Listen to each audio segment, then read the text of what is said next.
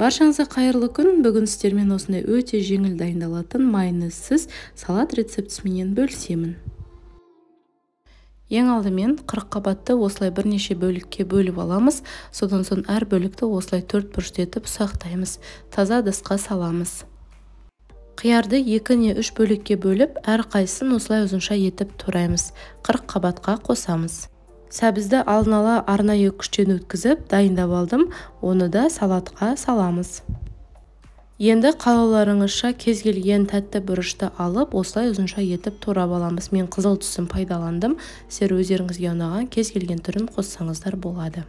Сарымсақ тісшелерін пресстен өткізіп салатқа қосамыз. Немесе оны пышақпенен ұсақтап тураңыз. Салаттың дәміне қарай тұз, қызыл бұрыш, паприка, қара бұрыш, 3-4 тамшы сірке қышқылы, осының барлығына қызып тұрған сұйық майымызды құйып, дәміне қарай 1 ас қасық соя тұздығын қосамыз. Барлығын жақсылап араластырамыз.